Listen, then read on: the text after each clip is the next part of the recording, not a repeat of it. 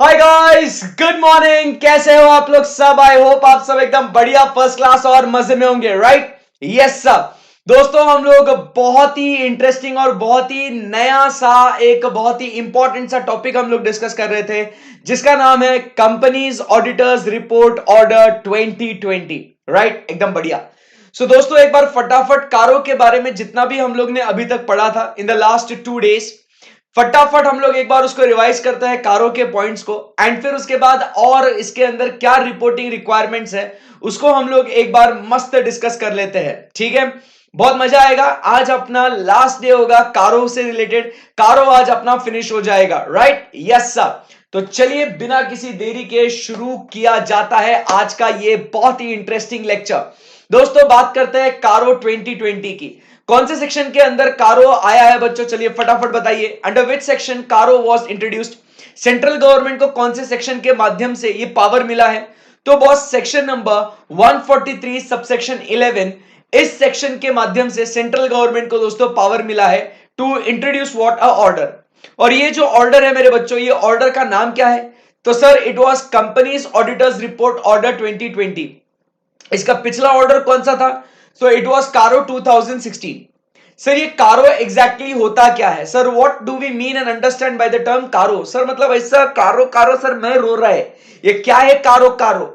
तो सर, ये कारो बहुत ही सिंपल सी चीज है बॉस। कारो मतलब क्या है कि भाई सेंट्रल गवर्नमेंट क्या करता है कि उस एक ऑर्डर देगा। सेंट्रल गवर्नमेंट क्या करेगा? एक ऑर्डर देगा।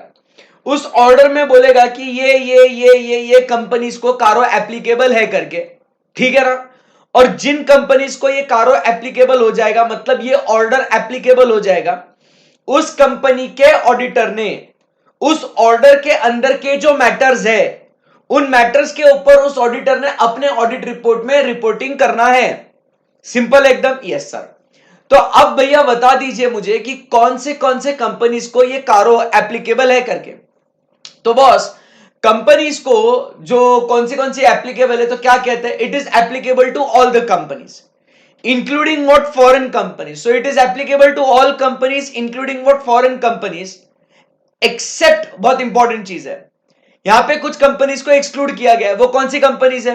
One person got is Samsung asset insured from private bank. So one person company, Samsung small company, S8 section 8 company, insured insurance company, private limited company and banking company.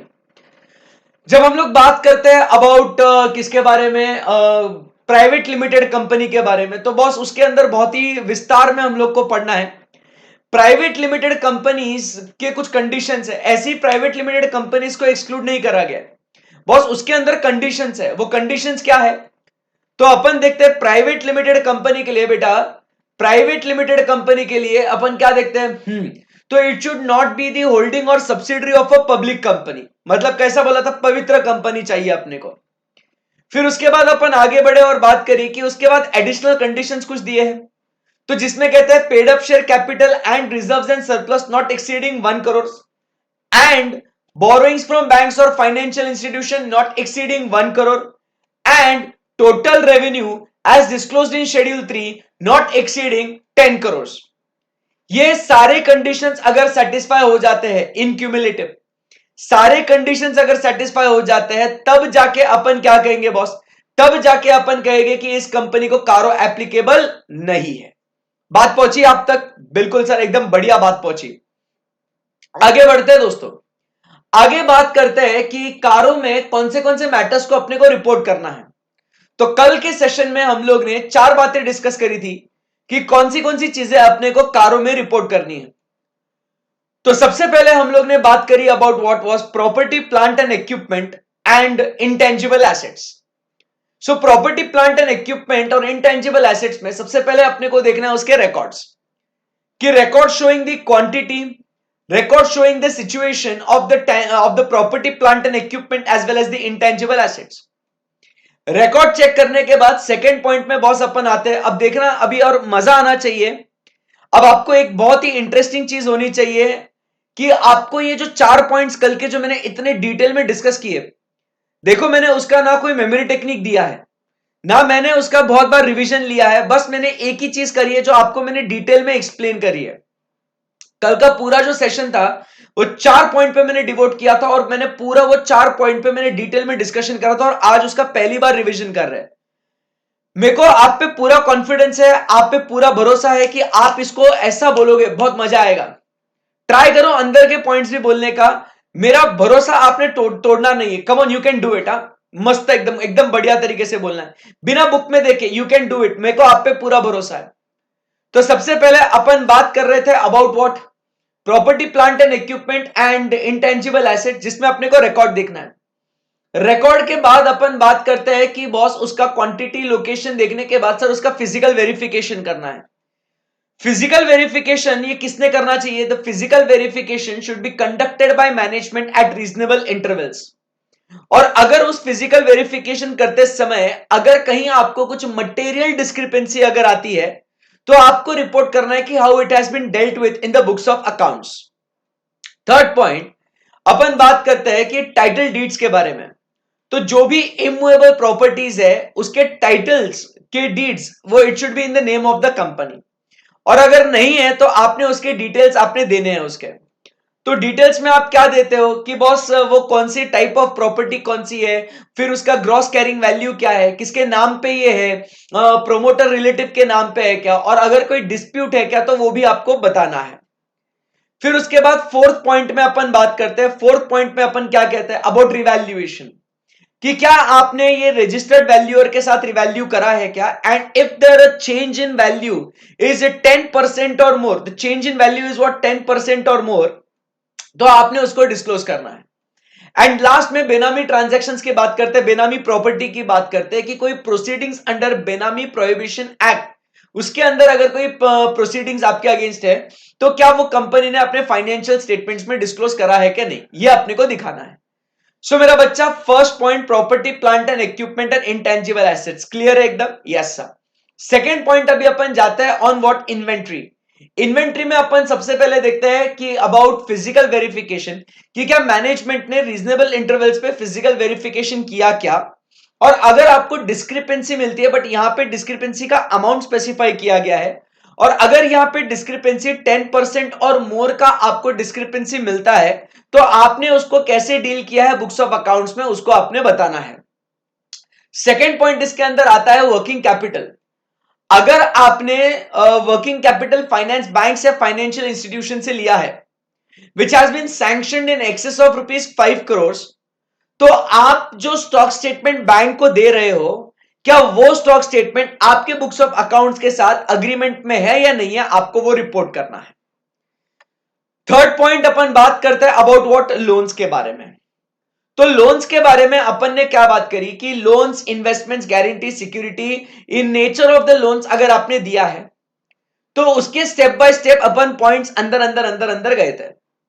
तो उसमें पहला point क्या है कि अगर आपने कहीं लोन एडवांस किया है, लोन प्रोवाइड किया है joint venture, subsidiary and associate को, तो उसको डिस्क्लोज करना है आपने, और अदर्स को दिया है तो वो भी आपने डिस्क्लोज करना है। तो आपने पहला लोन दिया है उसके बारे में, जेवी, सब्सिडरी, एसोसिएट को एंड अदर्स को, ये आपको बताना है। सेकेंड पॉइंट, जो टर्म्स एंड कंडीशंस है, it should not be prejudicial to the interest of the company, वो आपने देखना है। थर्ड पॉइंट अपन बात करते हैं कि बॉस क्या यहां पे रीपेमेंट का शेड्यूल आपने बनाया है क्या, और अगर रीपेमेंट का शेड्यूल अगर आपने बनाया है तो उसके हिसाब से आपको पैसा मिल रहा है क्या, रेगुलरली मिल रहा है क्या नहीं, आपको वो देखना है। बराबर। फिर अगर आपको रेगुलरली नहीं मिल रहा है तो क्या वो पैसा ओवरड्यू हो चुका है क्या, and overdue for more then 90 days अगर है तो आपने रीजनेबल स्टेप्स लेने चाहिए फॉर इट्स रिकवरी।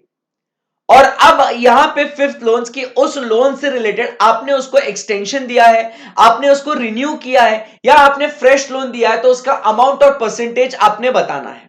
बराबर। और कहीं पे अगर किसी लोन को रीपेमेंट शेड्यूल नहीं है, मतलब it is repayable on demand, तो ऐसे लोन्स का अमाउंट और परसेंटेज आपको बताना है, और उसमें प्रोमोटर्स को भी आपने कितना दिया है वो आपने बताना है।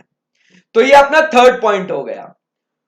फोर्थ पॉइंट में आते हैं और चर्चा करते हैं अबाउट लोन्स जो आप दे रहे हो, तो वेदर लोन्स, इन्वेस्टमेंट्स, गारंटीज जो आप कर रहे हो, whether provisions of section number दो सेक्शन बोले थे अपन ने, डिस्कस भी करे थे अपन ने उसको। So whether provisions of section number 185 and 186 have been complied with, और 185 में बात करी थी it was about loans to directors etcetera, और 186 में अपन ने बात करी थी इन्वेस्टमेंट्स की in the company which cannot make more than 2 layers of investment company, ऐसी कुछ बात करी थी। तो बॉस यहां पे ये 4 पॉइंट्स, अब मुझे बताइए, देखो कल आपको बहुत कुछ ऐसे होता होगा, अरे यार सर मजा नहीं आ रहा है यार, बोर हो रहा है सर, कितना कितना मतलब अपन नॉलेज ले रहे, कितना अपन पढ़ रहे, ऐसा हुआ होगा कल, बेचैनी हुई होगी, धक धक हुआ होगा, अरे यार सर। बट आज जब आप ये इसको रिवाइज करते हो एंड जब आप ये चीजें आप बोल पाते हो, आपको रिकॉल होता है, that is the beauty of it boss, ये बेस्ट चीज है ना। सो ये बात हो गई अपनी, यहां पे 4 पॉइंट्स अपन ने पढ़ लिए एंड अब कहानी आगे बढ़ाते हैं, let's move on to the next point, the 5th point. Yes, confidence क्या बोलता है, चलिए ये आपको अभी मुझे बोलना पड़ेगा, आपका कॉन्फिडेंस कहां है, नेक्स्ट लेवल पे पहुंचा क्या? यस सर पहुंचा। चलिए तो अब आगे बढ़ते हैं। यो, अब बात करते हैं about what, the 5th point, public deposits की। यह पॉइंट एकदम सिंपल है, कोई टेंशन नहीं है इसके अंदर, कॉन्फिडेंस बूस्ट होना मांगता बस, और कुछ भी नहीं है। अब पब्लिक डिपॉजिट्स, आप समझिए बात को, जब अपन पब्लिक डिपॉजिट्स की बात करते हैं तो we are accepting deposits from publics, बराबर के नहीं। So in respect of deposits accepted by the company, बराबर, and the amounts which are deemed to be what, deposits. आपको याद होगा ना, deposits is what, loans are also considered as deposits, amount accepted by way of deposits are considered as deposits. कौन से specific loans deposits में आते हैं, कौन से नहीं आते हैं, ये सारी बातचीत अपन ने करी थी, आपको याद होगा। इफ यू रिमेंबर, अपन ने अंकिता मैम को भी फोन लगाया था उस टाइम पे, राइट, एकदम बढ़िया है। तो अब यहां पे क्या कहता है, बहुत सिंपल है एकदम, if the company has accepted what, public deposits, तो बॉस इन्होंने रिजर्व बैंक ऑफ इंडिया, आप समझिए बात को, इन्होंने रिजर्व बैंक ऑफ इंडिया ने जो प्रोविजंस दिए हैं, आप समझ रहे मेरी बात को। सो वेदर द डायरेक्टिव्स, जब अपन बात करते हैं ना डायरेक्टिव्स, तो डायरेक्टिव्स मतलब क्या बोलते हैं अपन यहां पे, तो डायरेक्टिव्स मतलब अपन यहां पे कहते हैं बॉस की इंस्ट्रक्शंस। डायरेक्टिव्स मतलब क्या कह रहे हैं अपन बच्चा, डायरेक्टिव्स मतलब सर अपन बात कर रहे हैं अबाउट व्हाट, इंस्ट्रक्शंस की। So instructions issued by Reserve Bank of India, बराबर, वो आपने फॉलो करना चाहिए। एंड साथ ही साथ the provisions of section number 73 to 76 or any other relevant provisions of Companies Act and the rules made there under wherever applicable has been complied with। तो अपने को क्या देखना है कि आरबीआई के डायरेक्टिव्स और अपने कंपनीज एक्ट के 73 टू 76 डिपॉजिट एक्सेप्टेंस के प्रोविजंस है, या आपने इंटर लॉ में पढ़े हुए।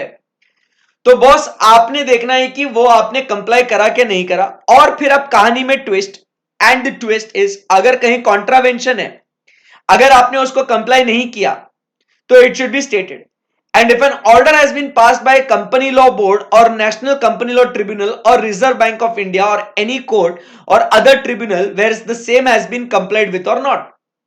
तो अब यहां पे अपन क्या कहते हैं, पब्लिक डिपॉजिट्स में बॉस कहानी एकदम सिंपल है, क्या क्या कहते हैं अपने को, क्या क्या फॉलो करना है अपने को, आरबीआई के डायरेक्टिव्स को फॉलो करना है, आरबीआई के क्या करना है अपने को, आरबीआई के डायरेक्टिव्स को फाइनल फॉलो करना है अपने को। Section 73 to section 76, section 73 to section 76 इसको फॉलो करना है अपने को। फिर उसके बाद कंपनी लॉ बोर्ड ने अगर कुछ ऑर्डर पास किया है, नेशनल कंपनी लॉ ट्रिब्यूनल ने कुछ ऑर्डर पास किया है, रिजर्व बैंक ऑफ इंडिया ने कुछ अगर ऑर्डर पास करा है, या अदर ट्रिब्यूनल ने कोई ऑर्डर पास करा है, अदर ट्रिब्यूनल ने कुछ ऑर्डर पास करा है, तो आपने ये भी देखना है, यहां पे आपने ये भी देखना है कि क्या उसे अपन ने कंप्लाई किया क्या, सिंपल सी बात है एकदम। सो ये जो है आपको देखना है यहां पे, अदर ट्रिब्यूनल,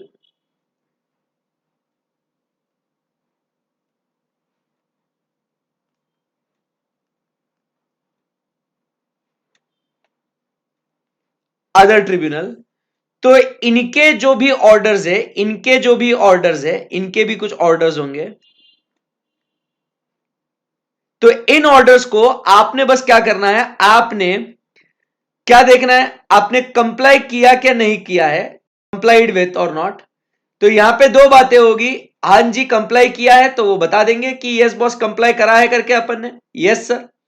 और अगर नो किया है तो आपने क्या करना है, इसको स्टेट करना है कि भाई if any contravention is there it should be what stated, खत्म। सो ये पब्लिक डिपॉजिट से रिलेटेड प्रोविजंस है। चलिए कुछ क्वेरी यहां पे पब्लिक डिपॉजिट्स बताइएगा दोस्तों। सो क्या क्या पॉइंट हुए अपने, property plant and equipment and intangible assets, inventory, loans, loans investments guarantees and securities. And अब बात करते हैं अबाउट व्हाट पब्लिक डिपॉजिट्स। तो पब्लिक डिपॉजिट्स में कहानी एकदम सिंपल है बच्चा। पब्लिक डिपॉजिट्स में बोलता है कि आरबीआई के डायरेक्टिव्स कंपनीज एक्ट के, ये section 73 to 76 of companies act, ये लिखना बहुत जरूरी है, of companies act, of companies act. ये तो बहुत ही आसान मामला है सर, मतलब सर मतलब आधे बच्चे तो यूं ही डरते हैं, CARO it's so dangerous, why are we studying CARO sir, we don't understand. अरे what is there in it यार, काम जो करते हैं वही करना है बस, आपको ये एडिशनल रिपोर्टिंग रिक्वायरमेंट है, नथिंग एल्स, परफेक्ट एकदम। सो पब्लिक डिपॉजिट्स में क्या, आरबीआई के directive section 73 to 76 of the companies act 2013।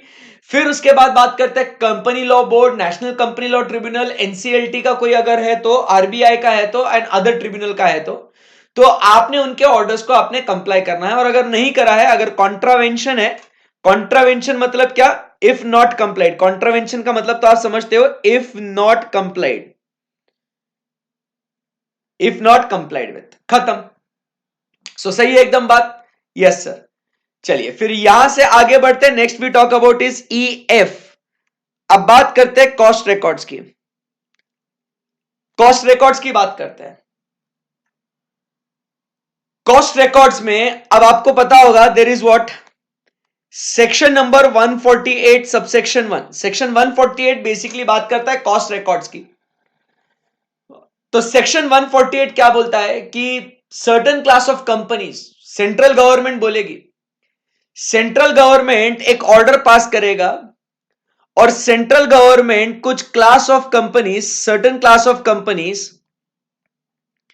Certain class of companies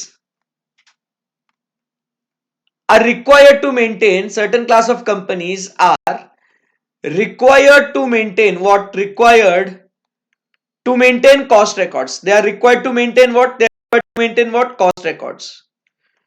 तो क्या उन्होंने वो कॉस्ट रिकॉर्ड्स को मेंटेन करा है कि नहीं करा है, वो आपको बताना है। और ये कारो होने के बाद अपने को अगला यही सेक्शन के ऊपर अपने को डिस्कस करना है। आई बात समझ में, तो companies cost records and audit rules 2014, ये इससे रिलेटेड सेंट्रल गवर्नमेंट ने रूल्स और ऑर्डर्स प्रिस्क्राइब करे हैं। तो आप समझिए कि उस सेक्शन के तहत सर्टेन क्लास ऑफ कंपनीज, बराबर की नहीं, which are engaged in production and distribute, which are engaged in production और manufacturing of goods and services including foreign companies, correct है ना, उनको आप समझिए बात को, उनको क्या बोला गया है, कॉस्ट रिकॉर्ड्स मेंटेन करना है। प्रिस्क्राइब्ड एक टर्नओवर दिया है 35 करोड़ का, वो अपन डिस्कस करेंगे आगे, अगला टॉपिक अपना वही है। तो बॉस उन कंपनीज ने कॉस्ट रिकॉर्ड्स मेंटेन करा कि नहीं करा, ये अपने को रिपोर्ट करना है। बात आसान है एकदम, यस सर। तो चलिए मैं अगला पॉइंट लिखता हूं, तब तक आप मुझे अभी तक के जो अपने 6 पॉइंट है उसके बारे में आप बता दीजिए एक बार।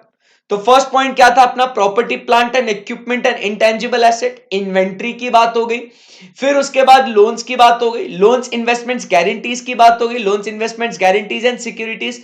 फिफ्थ पॉइंट जो अभी अपन ने पढ़ा वो क्या था बच्चों, पब्लिक डिपॉजिट्स के बारे में बात हुई। और फिर सिक्स्थ पॉइंट जो अपन कहते हैं वो बात करता है about what is the cost records. सही है एकदम, यस सर। कॉस्ट रिकॉर्ड्स के बारे में चर्चा खत्म हो गई। सो क्या कहते हैं यहां पे, maintenance of cost records are specified by central government under section 1 subsection 1 of section 148 of the companies act, whether such records have been made and whether it has been maintained, आपको ये रिपोर्ट करके बताना है, खत्म हो गई बात। Confidence है। अब बात करते हैं आगे, statutory dues. This is very important. अब बात करेंगे बच्चा लोग, हर बार बोलना है आपने, हर बार आपने बोलना है मेरे साथ, ठीक है। अब यहां पे चर्चा करते हैं अपन किसके बारे में।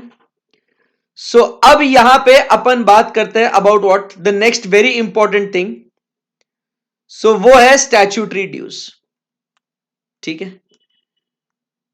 तो बेटा एकदम आराम से, ध्यान से, मन लगा के फोकस करने का, कॉन्फिडेंस बूस्ट होना मांगता हर बार बोलने का स्टैच्यूटरी ड्यूज, बहुत मजा आएगा।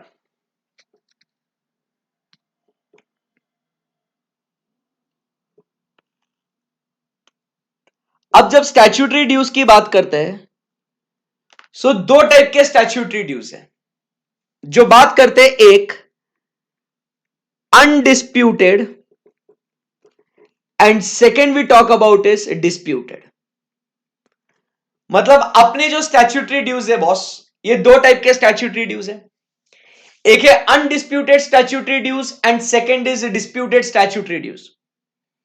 अब पहले आप ये पूछोगे कि सर ये अनडिस्प्यूटेड एंड डिस्प्यूटेड सर समझ में नहीं आया। मतलब आप समझिए बात को कि जो भी अपना टैक्स कलेक्टिंग ऑथोरिटी है उसके साथ अपना झगड़ा है क्या नहीं है उसकी बात हो रही है, दैट इज डिस्प्यूटेड और अनडिस्प्यूटेड।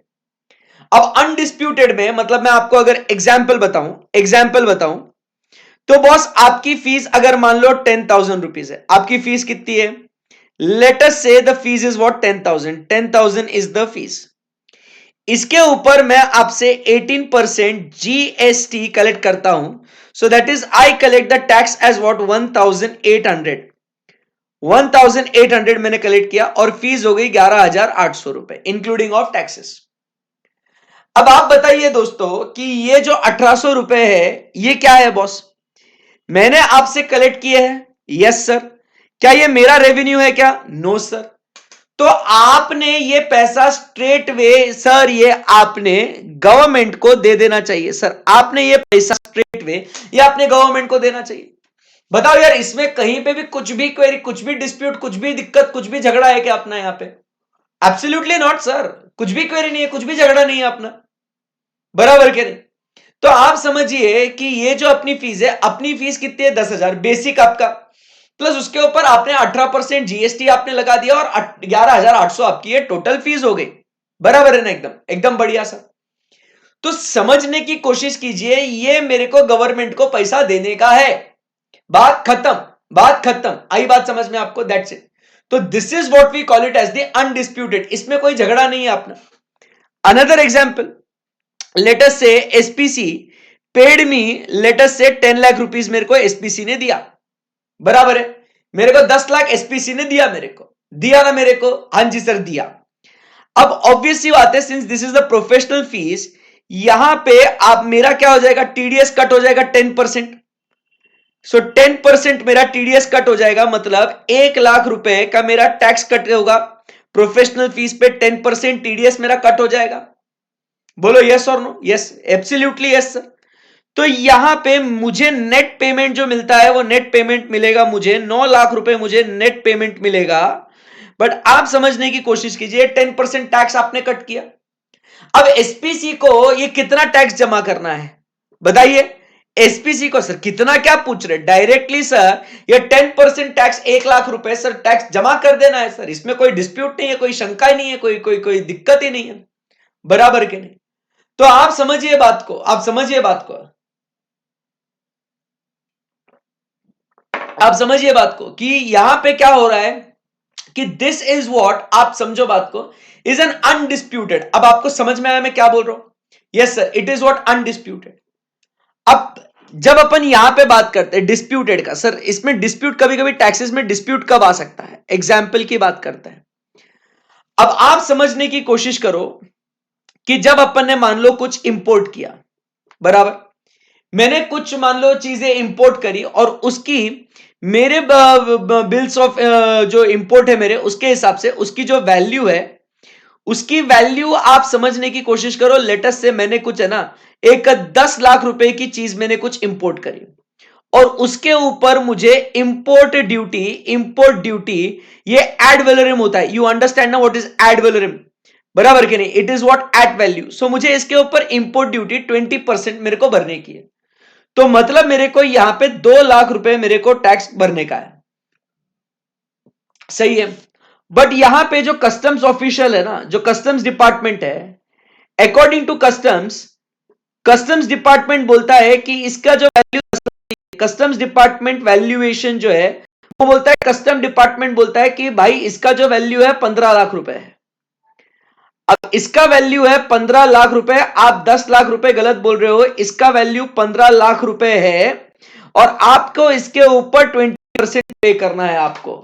सो आपको इसके ऊपर 3 लाख रुपए का आपको ड्यूटी भरना है। मैं बोल रहा हूं यार पागल हो गए क्या, मैं भरने वाला हूं 2 लाख रुपए क्योंकि वैल्यू है 10 लाख रुपए, वो बोलता है नहीं नहीं वैल्यू 15 लाख है ना, आपको भरना पड़ेगा 3 लाख रुपए का टैक्स। अब ये क्या हो गया, ये क्या हो गया, ये हमारा और उनका क्या हो गया, डिस्प्यूट हो गया है। आई बात समझ में। तो अब वहां पे एक नोकझोंक है, वहां पे एक हिकअप है, एक हर्डल है वहां पे कि exactly how much is the tax amount we are suppose to pay. कभी कभी आप समझिए बात को कि अब जैसे जीएसटी की भी अपन बात करते हैं, तो आपने पढ़ा होगा जीएसटी में भी, तो जीएसटी में भी अब जब लाइबिलिटी की बात आती है, सम ऑन सम थिंग्स क्या हो सकता है कि क्रेडिट अपन ले सकते हैं, तो भी किस चीजों का तो भी अवेलेबल आपको पढ़ा है ना बकायदा,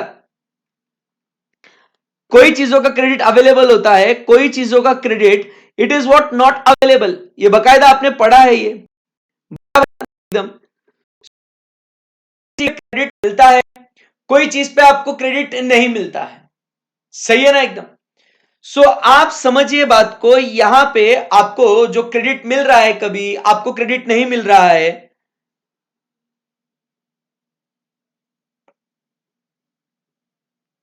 कुछ भी नहीं है, सब बराबर है यार।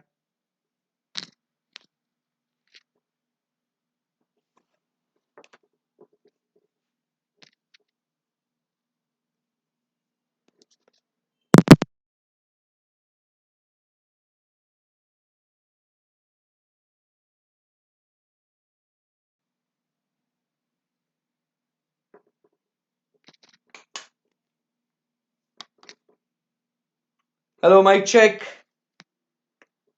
Hello mic check, virtual hello, एक सेकंड रुको भाई।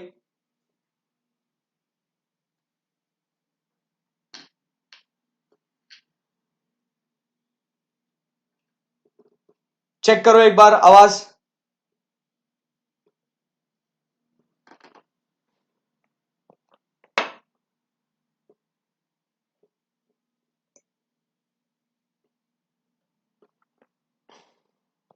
Hello mic check, hello mic check. अरे कितना सेक्सी आवाज आ रहा है भाई का यार, तुम ऐसे क्या बोल रहे रे, चीटिंग कर रहे हो मेरे साथ, मोमेंटम बिगाड़ रहे हैं। कोई बात नहीं sir, everything is well that ends well. Okay virtual वालों, यू ऑल्सो फोकस नाउ। तो बॉस क्या हुआ, जीएसटी क्रेडिट कोई जगह पे अवेलेबल होता है, कोई जगह पे जीएसटी क्रेडिट अवेलेबल नहीं होता है। तो बॉस यहां पे क्या हो जाता है कि अपन बोलते हैं कि मेरे को इसका लेने का है, बट अब वो डिपार्टमेंट क्या बोलता है कि आपको क्रेडिट नहीं मिलेगा। अरे यार यहां पे भी क्या हो गया, फिर यहां पे भी it gives to right dispute. अपन बोल रहे क्रेडिट अवेलेबल है, वो बोलता है नहीं इसका क्रेडिट आप नहीं ले सकते, बराबर के नहीं। तो यहां पे आप समझिए, इन सारी बातों को मद्देनजर रखते हुए यहां पे डिस्प्यूट क्रिएट हो सकता है। सो आपको समझिए क्या बात, मतलब अपन जो कम्युनिकेट करना चाह रहे हैं वो आप समझे क्या, बोलो रे, आप समझे क्या बात को, यहां पे क्या हो रहा है करके, कि कहीं डिस्प्यूट हो सकता है, कहीं डिस्प्यूट नहीं हो सकता है, सही है एकदम परफेक्ट है। तो आपको जो थीम है वो समझा गया आपको, the basic theme undisputed and disputed का वो मामला आपको समझा गया, आपको कुछ बोलना पड़ेगा, यस और नो, यस सर समझ में आ गया। तो अब यहां पे अपने को क्या करना है, डिस्प्यूटेड है अनडिस्प्यूटेड है, तो क्या क्या रिपोर्टिंग करना है उसके बारे में बातचीत कर रहे हैं। So whether company is regular in depositing the undisputed statutory dues, भाई जो ड्यू डेट है उस ड्यू डेट पे क्या आप आपका पैसा जमा कर रहे हो ना, क्योंकि देखो टीडीएस आपको 7th ऑफ नेक्स्ट मंथ में भरना है आपको, जीएसटी आपको क्या बोलते हैं उसको, कौन सी तारीख है जीएसटी की, 20 तारीख है ना, 20 तारीख को आपको जीएसटी भरना है, रिटर्न 25 को फाइल करना पड़ता है, ऐसा कुछ है आपका, थोड़ा बहुत याद है मेरे को ऐसा।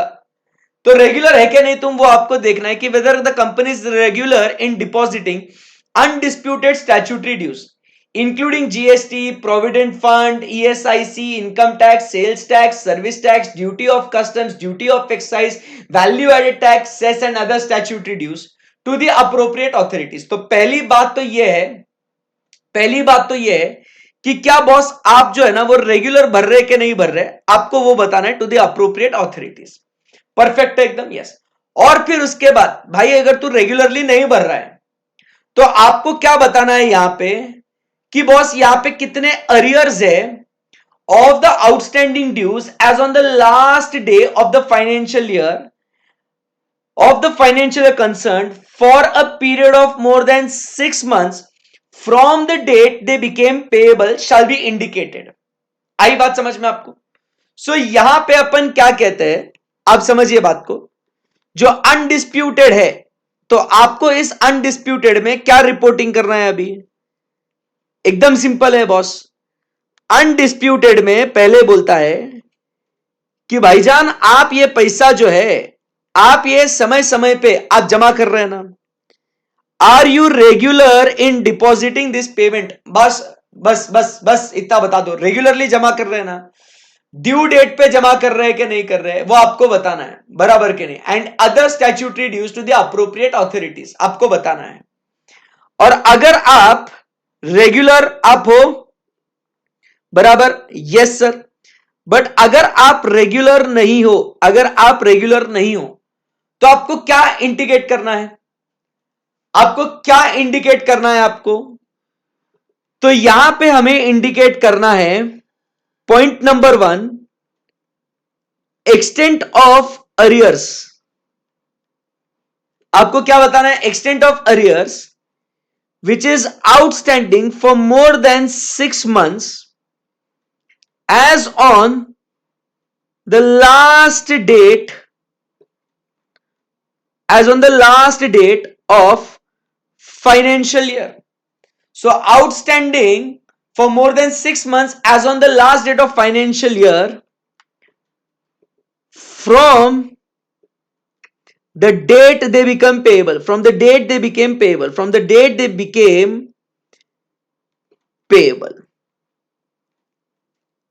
अब आप समझिए बात को, एकदम आराम से ध्यान से मन लगा के आप समझो, अभी कॉन्सेंट्रेट करना। अब जैसे अपन एग्जांपल ले रहे एसपीसी ने, अब जैसे मान लो today is what 30th of June, so 30th जून को मेरा टीडीएस डिडक्ट किया 1 लाख रुपए का। आप जवाब देंगे अभी 30th जून को एसपीसी ने मेरा टीडीएस डिडक्ट किया कितने का, 1 लाख रुपए का मेरा टीडीएस डिडक्ट किया। तो इनको डिपॉजिट कब करने का है उसको, तो सर डिपॉजिट करने का है 7th of July को, सर अगले महीने में सर उनको जमा करने का है। अब क्या हुआ, अरे भरा नहीं यार, डिड नॉट डिपॉजिट, बराबर है कि नहीं। तो अब यहां पे अब मैं अलग अलग सिचुएशंस देता हूं आपको, आपने मुझे बताना है कि कौन से सिचुएशन में अपने को उसको डिस्क्लोज करना है। Situation 1, deposited on 28th February, outstanding for more than 6 months,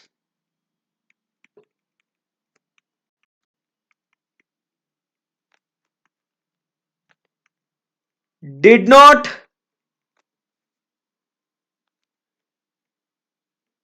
deposit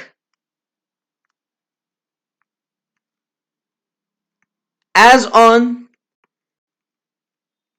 31st March। तो outstanding for more than 6 months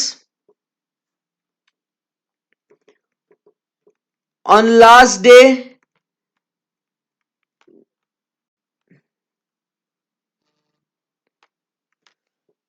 तो अब मुझे बताइए आप क्या बोलते हैं अपन यहां पे,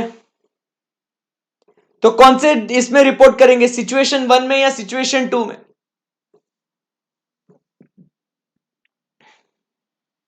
बताइए।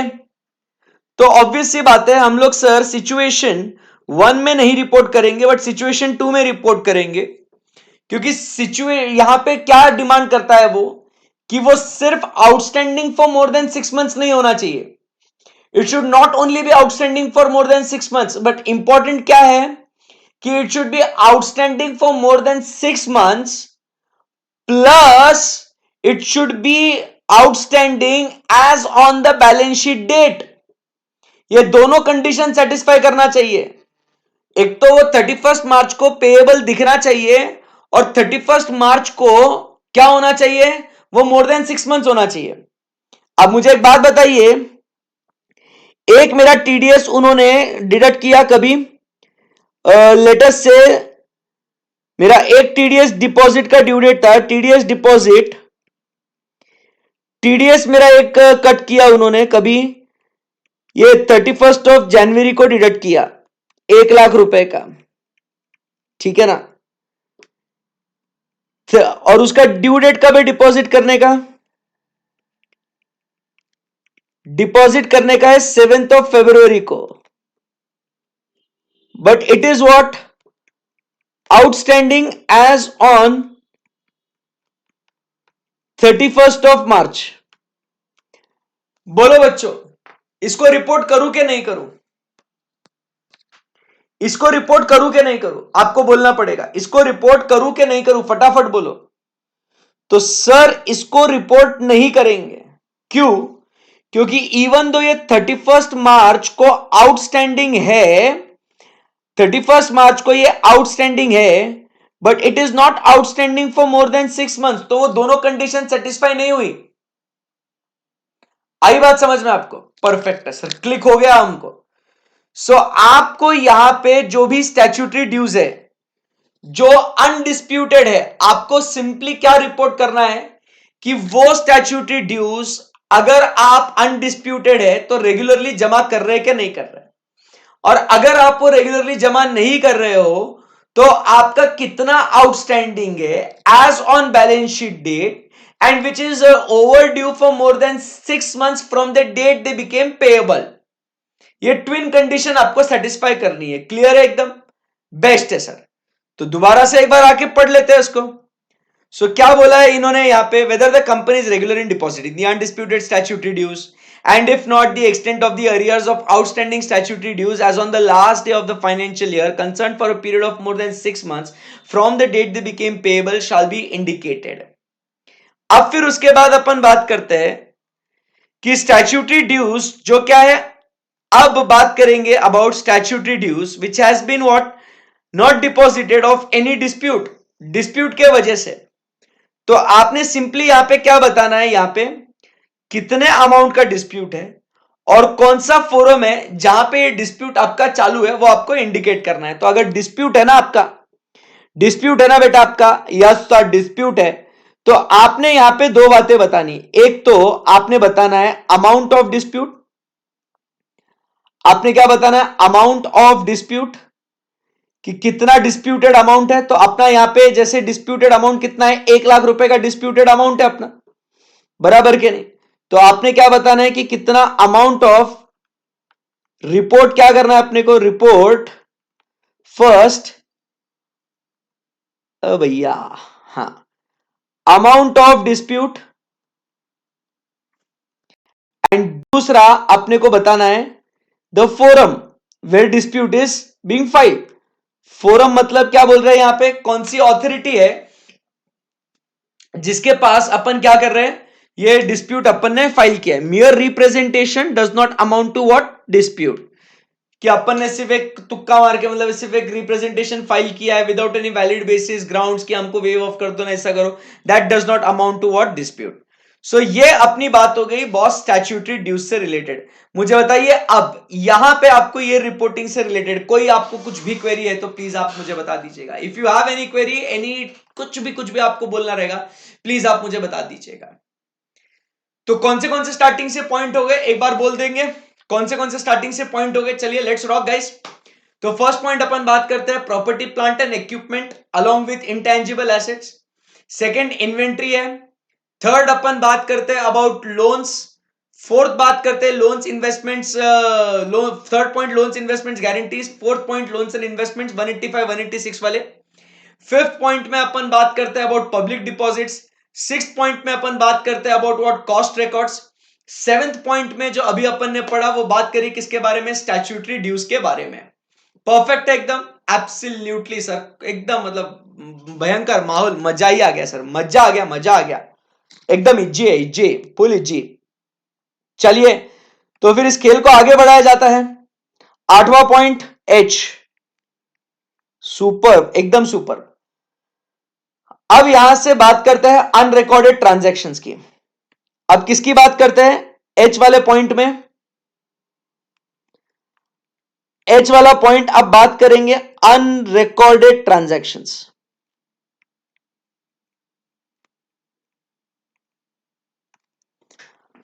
अब आप समझिए अनरिकॉर्डेड ट्रांजैक्शंस क्या कहते हैं। अनरिकॉर्डेड ट्रांजैक्शंस, अब बच्चों ध्यान दीजिएगा, फोकस करना इधर, अनरिकॉर्डेड ट्रांजैक्शंस। अब क्या हुआ, जैसे अब देखो यहां पे अपन बात करते हैं, मोदी जी आए और मोदी जी बोले मित्रों, माय डियर मित्रों, yo what's up, we are like nothing Modi ji, just chilling, what's up with you. तो मोदी जी इज लाइक कि guys I have one very interesting scheme for you man. We are like कि सर व्हाट स्कीम। वो बोलता है see मित्रोस, I know that you have what avoided the tax, मेरे को मालूम है, I know you avoided the tax yo, हाँ, so now I want the money from you. I have committed that everybody will get 15 lakhs, and to give that 15 lakhs I want the black money back with me, yo. So what will I do? I will launch a scheme, income declaration scheme, in the year 2016, where I say कि when you declare the income which you have not disclosed in the financial statements, I will take only 45% of the tax. No prosecution, no benami transaction में आपको कुछ भी नहीं, nothing doing, you are free bird, नुस्ता भरने का and फिर chill मारने का। भाई बोल रहा है यो मोदी जी। अब समझिए बात को, Modi ji is very liberal, Modi ji is very like thinking about you, that you give me money, I let you live in peace. तो boss, with this intention in mind, I have started with one very interesting and very beautiful scheme called as income declaration scheme, led by Narendra Modi government as a part of his 2016 union budget, to unearth the black money and bring it back into the system. बराबर के नहीं?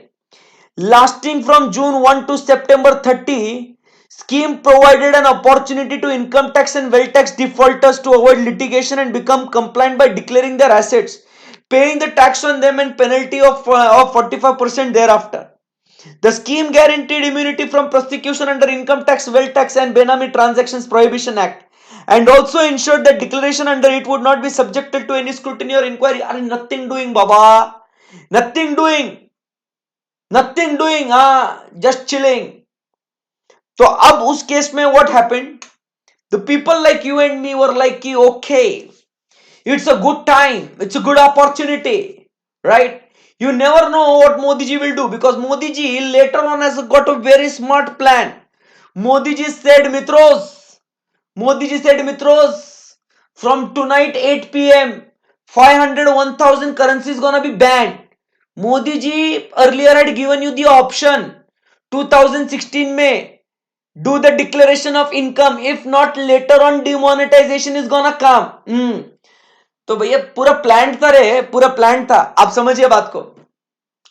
तो अब क्या हुआ, ऐसा income declaration scheme, बराबर के नहीं, ये सब चीजें क्या हो गई, ये चालू हो गई रे भाई, बराबर।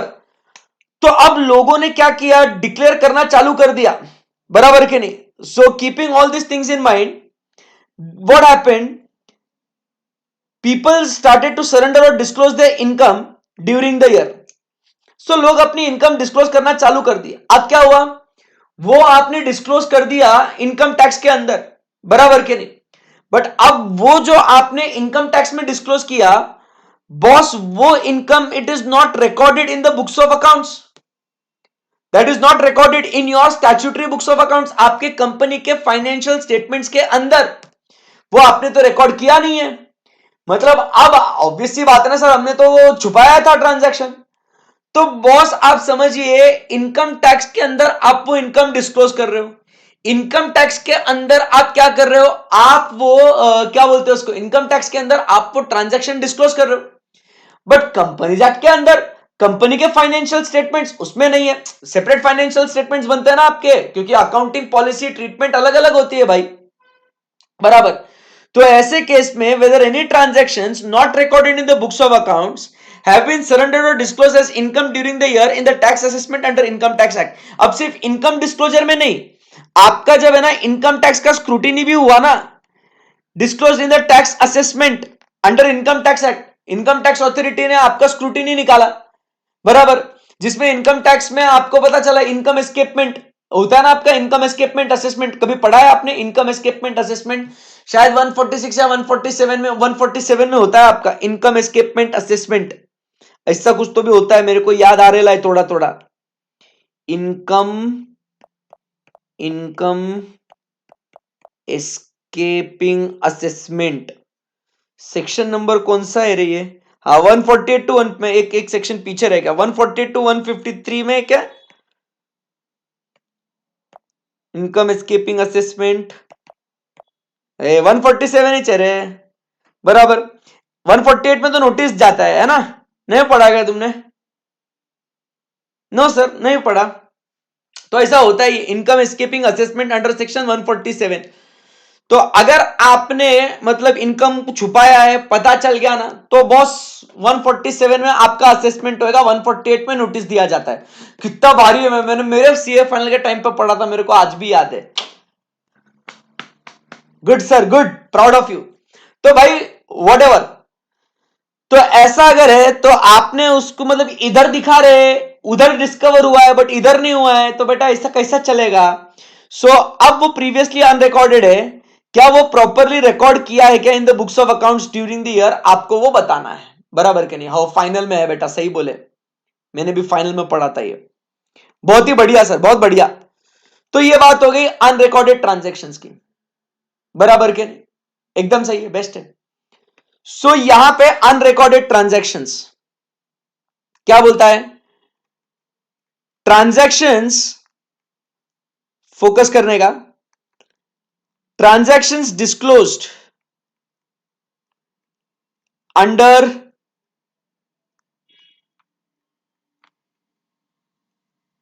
Income tax assessments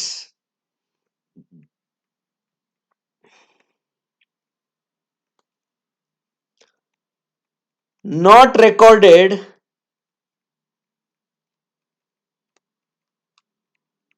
in books of accounts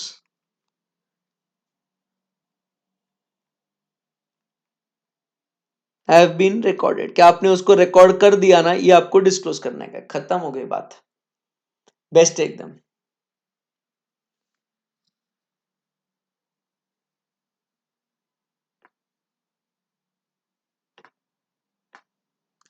okay okay, सो ये बात हो गई अपनी किसके बारे में बच्चों?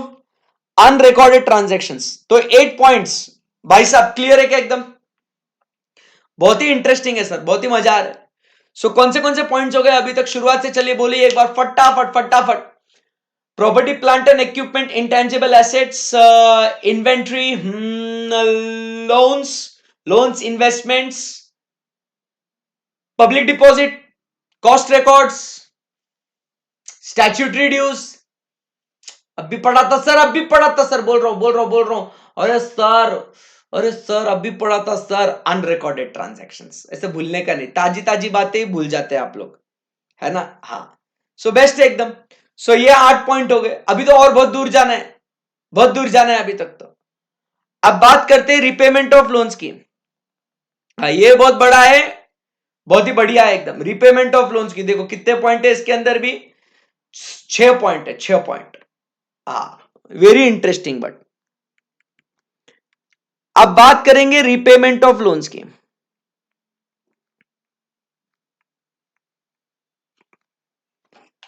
चलो रेडी है आप लोग सब? एकदम बढ़िया। अब रिपेमेंट ऑफ लोन्स की भाई एकदम पहले पढ़ लेते हैं क्या कहता है, देखते हैं एकदम फटाफट। अब पहले जो बात कर रहे थे about the loans we were giving, पहले वाले जो लोन्स थे ना वो क्या थे, जो अपन ने लोन लोगों को दिए थे, औरों को दिए थे। अब क्या हो रहा है बाबू, अब जो ये अपन लोन्स ले रहे हैं उसका रिपेमेंट करना है, अपने को रिपेमेंट करने का है, अपने को रिपेमेंट करने का है, बराबर के नहीं। सो अब यहां पे अपन क्या कहते हैं, whether the company has defaulted in repayment of loans or other borrowings or payment of interest thereunder to any lender. If yes, अगर हाँ तुमने डिफॉल्ट किया है, मतलब तुमने लोगों को अगर नहीं दिया है, एनी लेंडर मतलब वो बैंक हो सकता है, कोई भी हो सकता है वो। इफ यस, आपको क्या बताना है, the period and the amount of default is to be reported as per the format. तो आपको नेचर ऑफ बोरोइंग बताने का है, बराबर, किससे लिया था वो, कितना अमाउंट है, वो प्रिंसिपल है कि इंटरेस्ट है वो बताना है, कितने डेज का डिले हो गया वो बताने का है, और कुछ रिमार्क देने के तो वो देने का। तो अब जो लोन हमने लिए हैं उसका रिपेमेंट अपने को करने का है, और अगर आपने उन लोन्स के रिपेमेंट में अगर भाई साहब डिफॉल्ट करेला है तो बॉस आपको कितना अमाउंट डिफॉल्ट है, बराबर के नहीं, और क्या बोलते कितने पीरियड के लिए डिफॉल्ट है वो आपको बताना है। तो उसमें आपने नेचर ऑफ बोरोइंग, मतलब नेचर ऑफ बोरोइंग मतलब वो आपका वर्किंग क्या बोलते हैं उसको, टर्म लोन है, बराबर, आपका कोई एसेट एक्विजिशन से रिलेटेड लोन है, बराबर। तो क्या टाइप का लोन है वो आपको बताना है, name of the lender, bank है, बोरोवर है, डिबेंचर है, कैसा लोन है वो आपका वो दिखाना है आपको। Amount not paid on due date, बराबर, कितना अमाउंट आपने नहीं पे किया, कितना आउटस्टैंडिंग है, प्रिंसिपल है कि इंटरेस्ट है, कितने दिन का डिले हुआ। तो ये एकदम सिंपल सिंपल सी बात है ये रिपेमेंट ऑफ लोन्स की, ठीक है ना। तो फर्स्ट पॉइंट, तो रिपेमेंट ऑफ लोन्स में फर्स्ट पॉइंट क्या बोलता है बेटा,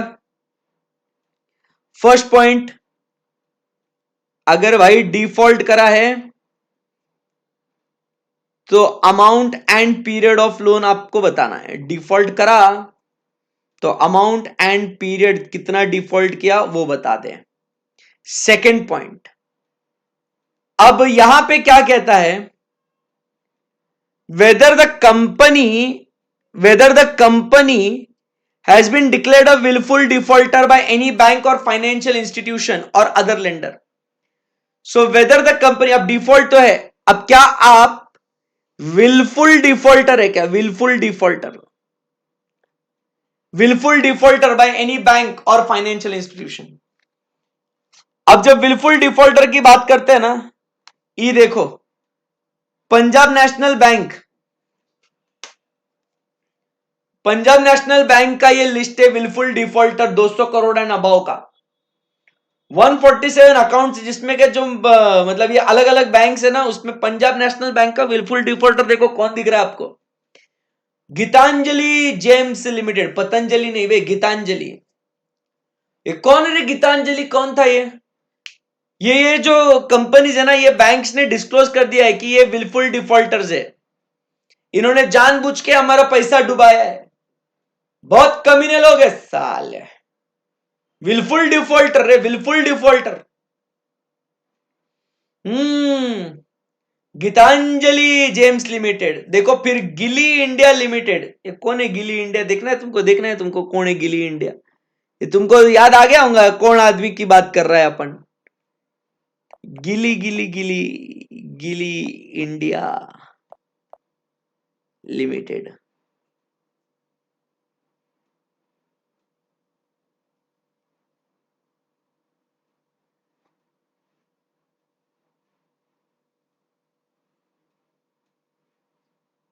ये भी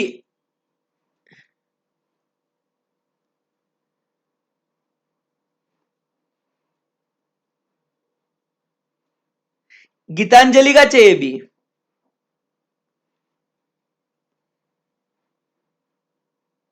गीतांजलि, देख रहे हो? गीतांजलि, गिली गिली गिली, वाट लावून गेली गीतांजलि समझ में आ गया ना किसकी बात कर रहे हैं अपन, है ना? हाँ, तो यहां पे दूसरे मोदी जी है, नरेंद्र भाई नहीं, नीरव भाई।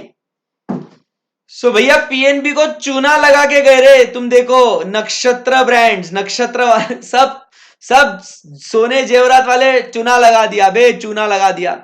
पंजाब गीतांजलि, गिली, देखो पंजाब नेशनल बैंक की तो बैंड बजा डाला, कुडोस केमी, नक्षत्र brands, Winsome diamonds and jewellery, सब ये उसके हैं, नीरव मोदी के सब ये उसके।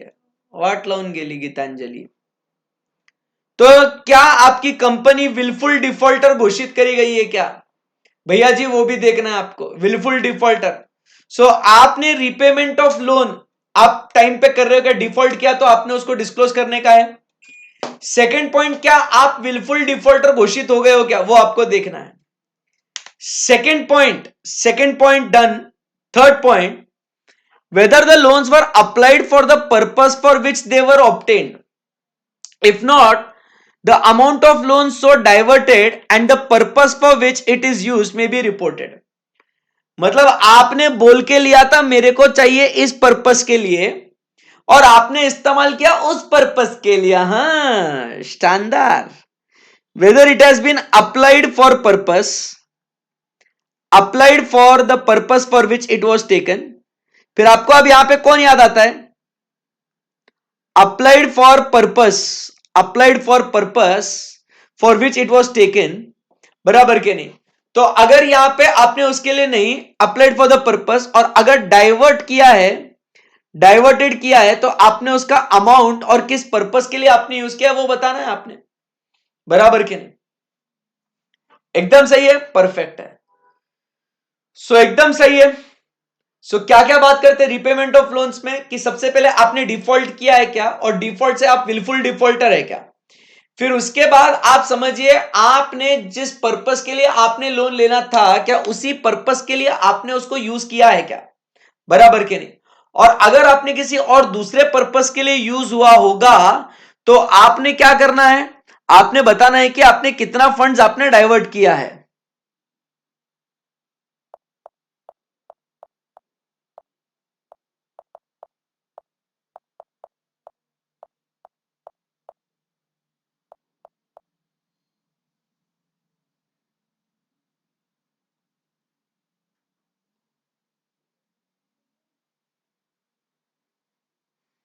विजय माल्या भाई का आप स्वैग देखो। इसीलिए ये जो किस्से हुए ना, आप समझिए बात को, इसीलिए सेंट्रल गवर्नमेंट बोलती है भैया ऑडिटर साहब तुम बताओ हमको पहले। मैं आपको जो एग्जांपल्स दे रहा हूं ना, देखो ये जो विलफुल डिफॉल्टर वाला क्यों आया, विलफुल डिफॉल्टर आज से पहले कभी कोई भी कारों में नहीं था विलफुल डिफॉल्टर का डिस्क्लोजर, बट अब क्यों आया ये? अरे नीरव मोदी ऐसा करके गया रे बाबू, तो इसके लिए प्रॉब्लम हो गई। फिर उसके बाद देखो इधर क्या कहता है, विजय मल्ल्या डाइवर्टेड कितना 3700 crore bank loan funds to F1 IPL and private jet. बताओ भाई का स्वैग देख रहे हैं आप?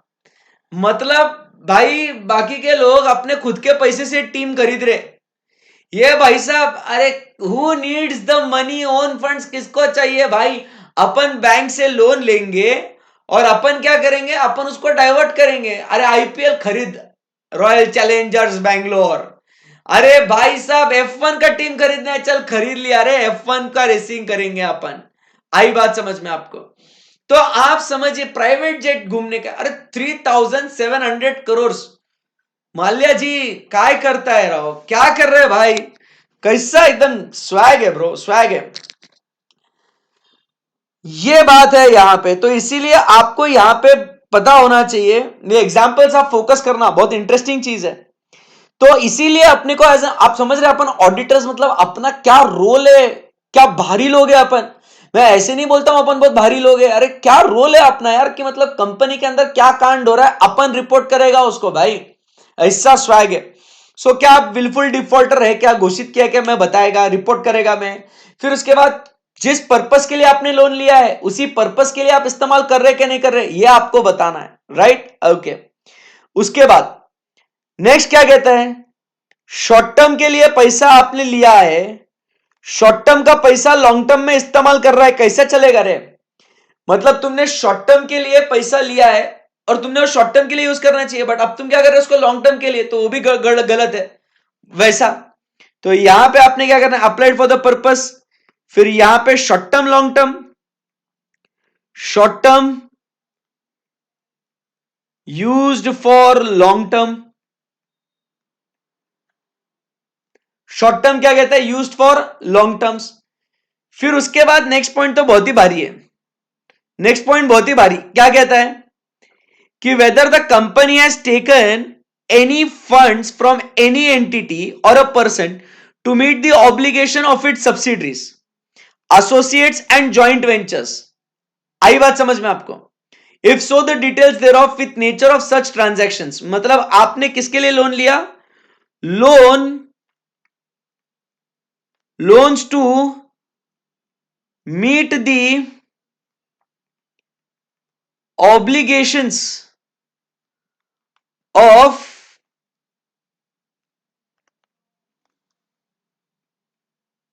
subsidiary, joint venture and associates। मतलब अपन ने अपने लिए नहीं, किसी और के लिए लिया है अपन ने लोन, बराबर के लिए।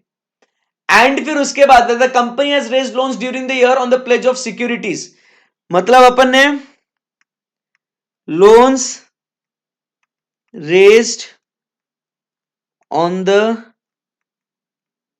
basis of security of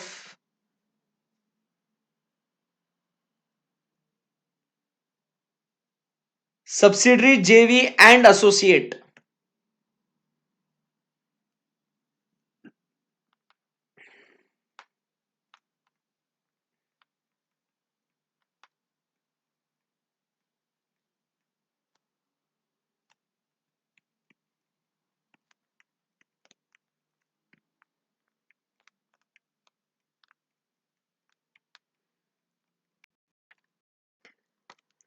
मतलब अपना जो जेवी या इसमें इन्वेस्टमेंट है उसके बेसिस पे आपने कुछ ये लिया है क्या, लोन लिया है क्या? तो ये आपने इतने पॉइंट्स आपने किस में रिपोर्ट करना है बॉस, तो ये आपने पॉइंट्स लोन में रिपोर्ट करना है। भाई कहानी एकदम इजी है क्या, एकदम सिंपल है। तो फटाफट इसको निपटा देते हैं। रिपेमेंट ऑफ लोन्स क्या कहता है, रिपेमेंट ऑफ लोन्स में कि बॉस रिपेमेंट ऑफ लोन्स में अपन क्या देख रहे हैं, रिपेमेंट ऑफ लोन्स में कि पॉइंट नंबर 1, कहीं डिफॉल्ट आपने किया है क्या, तो amount and period of default आपने बताना है। क्या आप विलफुल डिफॉल्टर हो क्या, वो अगर बैंक्स ने या कोई फाइनेंशियल इंस्टीट्यूशन ने आपको डिक्लेयर किया है एज विलफुल डिफॉल्टर, वो आपने बताना है। सेकंड फिर अपन बात करते हैं, आपने जिस पर्पस के लिए लोन लिया है आपने उसी पर्पस के लिए अप्लाई किया है ना लोन। फिर फोर्थ पॉइंट अपन बात करते हैं, शॉर्ट टर्म का पैसा लॉन्ग टर्म में तो इस्तेमाल नहीं किया ना। फिर आपने लोन लिया है सब्सिडरी, जेवी, एसोसिएट के ऑब्लिगेशंस को मीट करने के लिए। एंड लास्ट पॉइंट क्या कहता है, आपने जो इन्वेस्टमेंट आपने सब्सिडरी, जेवी, एसोसिएट में किया है उसको गिरवी रख के आपने लोन उठाया है क्या, तो ये आपको बताना है यहां पे। परफेक्ट है एकदम, यस। तो चलिए फटाफट 9 पॉइंट्स मुझे आप यहां पे बता दीजिएगा, क्या क्या पॉइंट्स हो गए अपने यहां पे। सो 9 पॉइंट्स में अपन ने क्या क्या देखा, property, plant and equipment, intangible assets, inventory, loans investments, guarantees, security, cost records, public deposit, statutory dues. फिर उसके बाद अपन ने बात करी about what, unrecorded transactions. And last में अभी अपन बात करें रिपेमेंट ऑफ लोन्स। अब जिंदगी बहुत आसान है, अब आपकी जिंदगी एकदम इजी है, इजी। अब इजी है points, now it's very easy, trust me when I से दिस, अब इजी है। अब क्या बोलता है यहां पे, IPO, FPO, debt finance, initial public offer, further public offer, debt finance, जो भी आपने पैसा लिया है बराबर, आईपीओ के माध्यम से, एफपीओ के माध्यम से। तो देखो जब अपन आईपीओ, एफपीओ इश्यू करते हैं तो अपन प्रोस्पेक्टस देते हैं, आपको तो ये पता ही होगा, प्रोस्पेक्टस देते हैं। और प्रोस्पेक्टस में अपन ये ऑब्जेक्ट लिख के जरूर देते हैं कि अपन किस पर्पस के लिए पैसा उठा रहे करके। सही बात है एकदम, यस सर। तो यहां पे क्या बात हो रही है, आप समझिए बात को, एकदम ही सिंपल सा है, लोड मत लो। whether money is raised by way of IPO, FPO during the year is applied for the purpose for which they were raised. If not, the details आपको देने पड़ेंगे together with the delay, default and subsequent rectification. Delay, default and subsequent rectification, if any, as may be applicable and reported. Whether the company has made any preferential allotment or private placement of the shares, बराबर, or convertible debentures, and if so, the requirements of section 42 and 62 of the Companies Act have been complied with, and the funds raised have been used for the purposes for which the funds were raised. If not, provide the details. तो boss यहां पे क्या कहते हैं अपन लोग, simple सी बात है, IPO, FPO and debt, IPO, FPO and debt finance, बराबर के नहीं, IPO, FPO and debt finance, debt finance. तो इसमें अपने को क्या रिपोर्ट करना है, सिंपल है, एक ही line, applied for the purpose for which they were raised, खत्म, applied for the purpose for which they were raised. आपने बोला था ना कि इस पर्पस के लिए चाहिए, एंड अगर यहां पे डिफॉल्ट हो गया, डिफॉल्ट अगर आपका हो गया, तो आपको बताना है अमाउंट कितना डिले किया आपने, एंड उसका सब्सिक्वेंट रेक्टिफिकेशन। डन है एकदम। सो आईपीओ एफपीओ खलास, मतलब दोनों पॉइंट्स में वही लिखा है, और प्राइवेट प्लेसमेंट भी किया या प्रेफरेंशियल अलॉटमेंट किया है, तो प्रेफरेंस शेयर्स के लिए आप ये सेक्शन लगाते हो, प्राइवेट प्लेसमेंट के लिए आप ये लगाते हो। आपको देखने का है तो आप देख लो, आ जाओ, आ जाओ।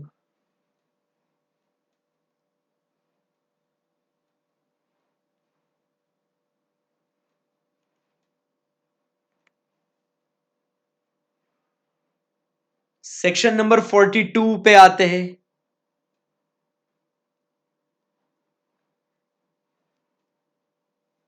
ऑफर और invitation for subscription of securities on private placement.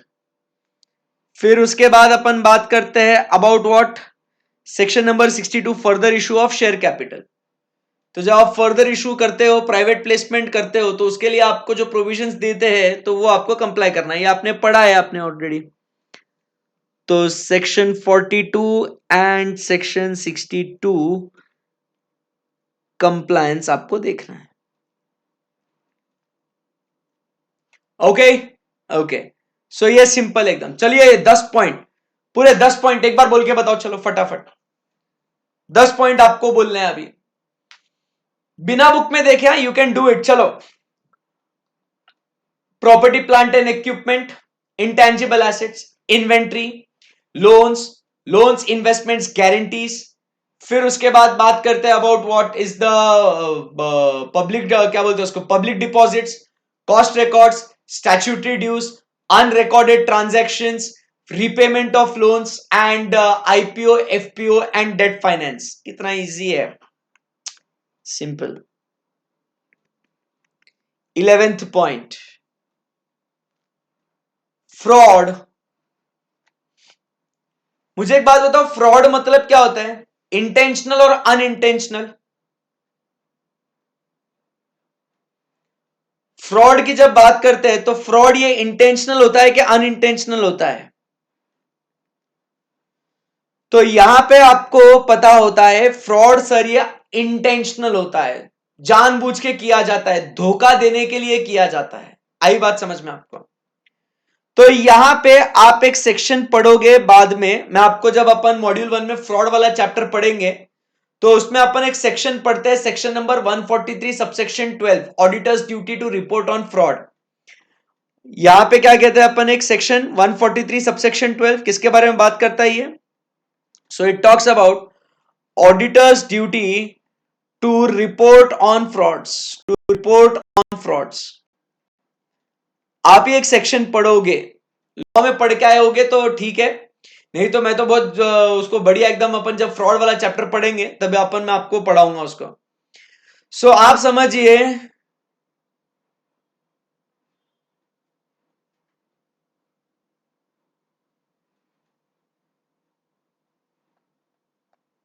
आप समझिए बात को, auditors duty to report on fraud. जो भी फ्रॉड 1 करोड़ या 1 करोड़ के ऊपर वाले होते हैं तो हमें वो सेंट्रल गवर्नमेंट को रिपोर्ट करने पड़ते हैं, बराबर के नहीं। तो जो फ्रॉड्स बाय द कंपनी, बराबर, मतलब जो फ्रॉड्स बाय ऑफिसर्स और employees of the company against the company होते हैं वो हम लोग यहां पे रिपोर्ट करते हैं। तो 143(12) में अपन कौन से फ्रॉड्स को रिपोर्ट करते हैं मैं आपको बस बता देता हूं। लॉ में पढ़ा होगा तो उसका नॉलेज आप यूज कीजिएगा। बाय ऑफिसर्स और employees of the company, by officers और employees of the company, by officers और employees of the company, by officers और एम्प्लॉयज ऑफ द कंपनी, बराबर के नहीं, अगेंस्ट द कंपनी। तो ऐसे फ्रॉड्स हम लोग 143(12) में रिपोर्ट करते हैं, बाय ऑफिसर्स और employees of the company against the company. मतलब यहां पे आपको जो फ्रॉड दिखता है वो फ्रॉड कौन सा होता है मालूम है आपको? सत्यम के वजह से। जैसे नीरव मोदी का हो गया, विजय माल्या का हो गया, यहां पे 143(12) आया because of what? Satyam. The officer और एम्प्लॉय, द ऑफिसर कौन था यहां पे? रामलिंगम राजू। रामलिंगम राजू ने क्या किया? सत्यम जो कंपनी है उसके अगेंस्ट फ्रॉड किया, इन्फ्लेटेड फाइनेंशियल स्टेटमेंट्स बताए। सही बात है एकदम। सो बॉस ये बात हो गई बाय ऑफिसर्स और एम्प्लॉयज। तो ऐसा कहीं पे कोई फ्रॉड, बराबर के नहीं, ऐसा कहीं पे whether any report under subsection 12 of section 143 has been filed by the auditors in form number ADT4 prescribed under rule 3 of companies audit and auditors rule 2014 with central government। आपको पता है ये कि फ्रॉड 1 CR और मोर के जो frauds होते हैं ये हम लोग सेंट्रल गवर्नमेंट को इंटीमेट करते हैं इन फॉर्म नंबर ADT4। तो बोलो 4, सब लोग बोलो 4। 4 4 फॉर फ्रॉड। बोलो क्या बोलेंगे? 4 फॉर फ्रॉड। 4 for fraud. तो आपको पता है अभी देखो 4 फॉर्म हो गए आपके। ADT1 जो होता है जब इंटीमेट किया जाता है तब, बराबर। ADT2 जब हम लोग को उसको रिमूव करना है तब, ADT3 जब वो रेजिग्नेशन देता है तब, एंड 4 फॉर फ्रॉड। एकदम सिंपल है ना बात? यस। तो ध्यान में रखना है 4 फॉर फ्रॉड। फास्ट फास्ट बोलो, 4 for fraud, 4 for fraud, 4 for fraud. एकदम बढ़िया, एकदम सही है। सो यहां पे आपको ये 143(12) में वो फ्रॉड्स आपको रिपोर्ट करने हैं। बट ये फ्रॉड्स कौन से होते हैं? तो आप समझिए ये फ्रॉड्स बकायदा वो होते हैं जो ऑफिसर और employee of the company has committed against the company, बराबर। अब ये 143(12) में आपको रिपोर्ट करना है और वो कारों में भी आपको बताना है कि वैसा कुछ फ्रॉड कहीं रिपोर्ट किया है क्या। सही है एकदम? यस। अब इसमें फर्स्ट पॉइंट क्या कहता है? Whether any fraud by the company और any fraud on the company. मतलब यहां पे कारों में आपको अलग से क्या रिपोर्ट करना है? कोई भी फ्रॉड जो कंपनी ने किया है या कंपनी पे हुआ है, नोटिस या रिपोर्ट किया है, तो वो भी आपको बताना है। मतलब 143(12) का है तो है ही है, प्लस साथ ही साथ any fraud, any fraud, any fraud by और on the company should be what? Reported. ये भी अगर आपने नोटिस किया है, रिपोर्ट किया है, उसका जिक्र आपने यहां पे करना है। आई बात समझ में आपको? सो आप समझिए फ्रॉड की जब बात करते हैं तो 143(12) में जो फ्रॉड रिपोर्ट किया था, बराबर के नहीं, 143(12) में जो फ्रॉड की रिपोर्ट किया था वो फ्रॉड अगर वहां पे रिपोर्ट किया तो कारों में उसका जिक्र करो आप। साथ ही साथ अगर ऐसा कोई भी फ्रॉड जो कंपनी ने किया हो या कंपनी पे हुआ हो, irrespective of the amount, irrespective of the amount, irrespective of the amount, irrespective of the amount, irrespective of amount, यहां पे अमाउंट का कोई लेना देना नहीं है साहब, यहां पे अमाउंट का कोई लेना देना नहीं है, आप समझिए बात को। तो ये फ्रॉड्स आपको रिपोर्ट करना है, ठीक है, सही है, एकदम बेस्ट है, परफेक्ट है। सो ये बात अपने को यहां पे करना है। सो जब फ्रॉड की बात करते हैं, सो दो फ्रॉड्स अपने को रिपोर्ट करने हैं। 143.12 auditors duty to report on frauds. Second point, any fraud on और बाय द कंपनी। तो ये कारों में अपने को दो का जिक्र करना है। 143.12 में वो स्पेसिफिक 1 करोड़ या 1 करोड़ के ऊपर वाले उसको रिपोर्ट करना है। आई बात समझ में? कारों में 143.12 में अगर कोई रिपोर्ट किया है उसका जिक्र देना है, या ऐसा कोई भी फ्रॉड होगा तो उसके बारे में भी अपने को यहां पे बातचीत करनी है। डन एकदम, यस सर। अब लास्ट में इधर क्या कहता है, whether the auditor has considered a whistleblower complaints if any received during the year by the company। अब क्या कहता है यहां पे, whistleblower complaints किसकी बात करता है यहां पे अभी, whistleblower complaints, whistleblower complaints, whistleblower complaints। अब whistleblower complaints मतलब क्या होता है, कंपनीज के पास, कंपनीज के पास कंपनीज के पास आप समझिए बात को, आप समझिए विसल ब्लोअर कंप्लेंट्स की जब बात करते हैं तो कंपनी के पास एक मैकेनिज्म होता है, कंपनी के पास एक मैकेनिज्म होता है। वो क्या होता है दोस्तों, विसल ब्लोअर मैकेनिज्म। और वो विसल ब्लोअर मैकेनिज्म में क्या होता है कि अगर कहीं पे भी कोई भी कंपनी में फ्रॉड होता है और वो किसी एम्प्लॉय को पता चलता है तो वो टॉप लेवल मैनेजमेंट को जाके बता सकता है। देखो कंपनीज के अंदर क्या होता है, कंपनीज के अंदर क्या होता है, आप समझिए बात को।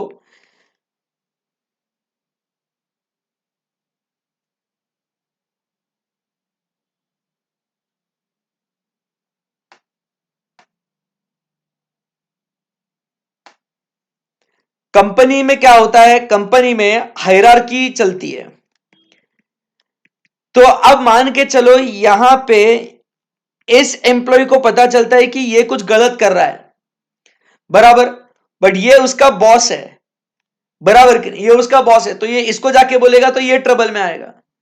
तो कंपनी के अंदर एक विसल ब्लोअर मैकेनिज्म होना चाहिए कि अगर ये कुछ ऐसे गलत कर रहा है या ये कोई गलत कर रहा है पता चलता है तो हम क्या कर सकते हैं, टॉप लेवल के पास जाके हम लोग बोल सकते हैं। तो इसको अपन क्या बोलते हैं, whistle blower mechanism. Whistle blower mechanism मतलब क्या है, विसल ब्लोअर पॉलिसी, कि एम्प्लॉइज कंपनी के अंदर जो भी कुछ गलत अगर चल रहा है तो उसके बारे में वो बता सकते हैं। It is called as what, whistle blower mechanism. तो क्या ऑडिटर ने उन विसल ब्लोअर कंप्लेंट्स को आपने कंसीडर किया है क्या, वो आपको रिपोर्ट करना है। ओके, सो ये बात हो गई अपनी किसके बारे में दोस्तों, फ्रॉड वाले पॉइंट के बारे में। सो तीन बातें फ्रॉड के अंदर, 143.12 का रिपोर्ट करना है, कोई भी फ्रॉड कंपनी पे, कंपनी के अगेंस्ट हुआ है तो वो आपने बताना है, या कंपनी ने भी किया है वो भी आपको बताना है, और विसल ब्लोअर के कंप्लेंट्स आपने कंसीडर करे हैं क्या वो भी आपने बताना है। सो कौन सी बातें हो गई, 11 पॉइंट्स कौन से हो गए अपने यहाँ पे, सर 11 पॉइंट्स हो गए यार, वाओ अमेजिंग। सो क्या क्या बातें हुई अपनी बताइए, चलो फर्स्ट पॉइंट, चलो रिपीट रिपीट करते जाओ। Invent, property plant and equipment, intangible assets, inventory, loans investments, guarantees. फिर उसके बाद बात करते हैं about what, public deposits, cost record, statutory dues, unrecorded transactions, repayment of loans, IPO, FPO, debt finance and fraud, इसके बारे में बात करी अपन ने। अब आगे बढ़ते हैं, 12th पॉइंट। अब बात करेंगे Nidhi company. Nidhi company, it is govern by section 406 of the companies Act. बस आपके इंफॉर्मेशन के लिए बता रहा हूं, govern by section 406 of the companies Act, ठीक है ना। तो what is Nidhi company, Nidhi company वो कंपनी होती है which inculcates the habits of savings. तो हर मेंबर अपना कुछ कुछ पैसा वो उस कंपनी में जमा करेगा, बराबर, इसको अपन बोलते हैं निधि company. So it is governed by section number 406 of Companies Act. So 406 of Companies Act 2013 Nidhi company है। तो निधि कंपनी के केंद्रीय सरकार ने कुछ रूल्स भी बनाए हैं। what we have is the Nidhi company rules. We also have what is the Nidhi company rules. तो what is this Nidhi company rules? तो निधि कंपनी रूल्स में दो रिक्वायरमेंट्स है. उसमें वो क्या कहता है कि उनका net own funds to deposit का रेशियो उन्होंने मेंटेन करना चाहिए 1:20. Net own funds to deposits का रेशियो उन्होंने मेंटेन करना चाहिए 1:20. मतलब अगर आपको डिपॉजिट अगर 20 रुपया आ रहा है तो आपने 1 रुपए का आपका कम से कम नेट ओन फंड्स आपने रखना चाहिए. And there should be 10% of unencumbered deposits. unencumbered deposits आपके होने चाहिए. unencumbered deposits मतलब क्या कहते हैं अपन? unencumbered मतलब क्या? विदाउट एनी कमिटमेंट, फ्री होने चाहिए. 10% अनएनकम्बर्ड डिपॉजिट्स, क्योंकि कभी भी निधि वो मेंबर्स कभी भी पैसा मांग सकते हैं. तो भाई वो कहते हैं ऑफ द टोटल डिपॉजिट्स 10% आपने क्या रखना चाहिए? विदाउट एनी कमिटमेंट आपने वो पैसा आपने आपके पास रखना चाहिए. तो निधि कंपनी के लिए निधि कंपनी रूल्स है. उसके अंदर स्ट्रेट वे बोला गया है कि ये रूल्स में आपको बोला है कि net own funds to deposit आपको 1:20 का रेशियो आपने मेंटेन करना है. तो हमें बस जाके चेक करना है कि 1:20 का रेशियो है या नहीं है.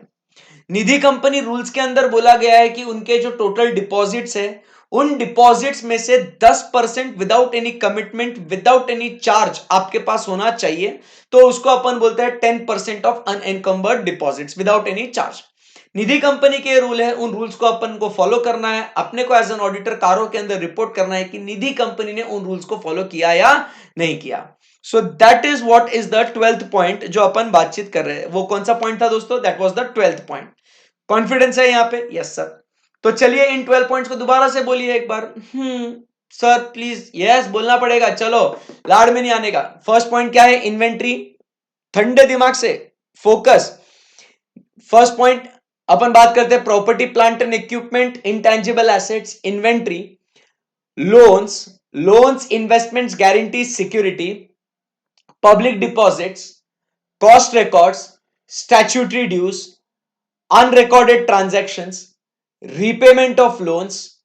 फिर उसके बाद बात करते हैं अबाउट क्या बोलते हैं रीपेमेंट ऑफ लोन्स के बाद अपन चर्चा करते हैं अबाउट चीटिंग करो हाँ आईपीओ एफपीओ. फिर उसके बाद चीटिंग करो थोड़ा सा आईपीओ एफपीओ के बाद सर अभी पढ़े थे हम लोग ने फ्रॉड के बारे में. फिर फ्रॉड के बारे में होने के बाद सर अभी लेटेस्ट पॉइंट जो पढ़ा था वो था निधि कंपनी के बारे में. एकदम सही है, सिंपल सी बात है. राइट एकदम सही है.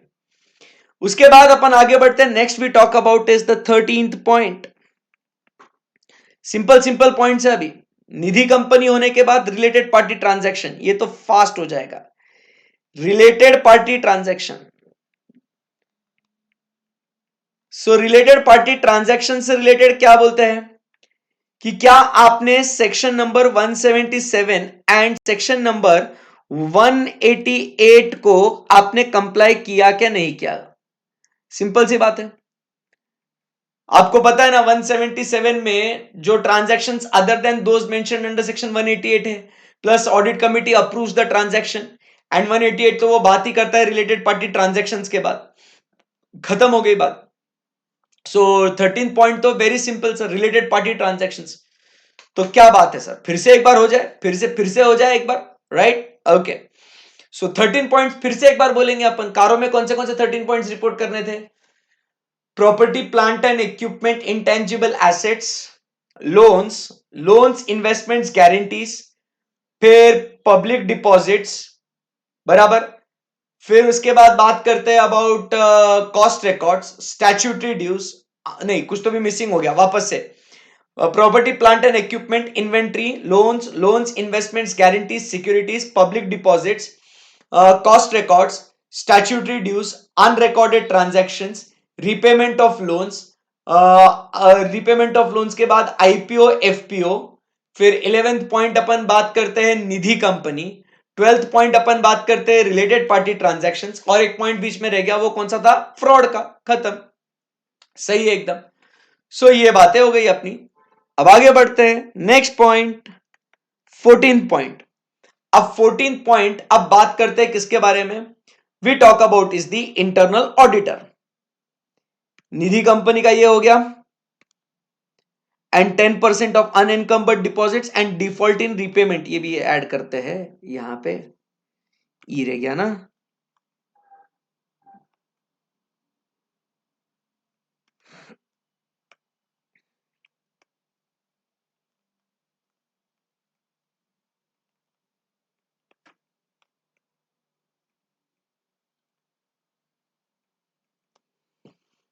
हम्म अब बात करते हैं अबाउट इंटरनल ऑडिटर।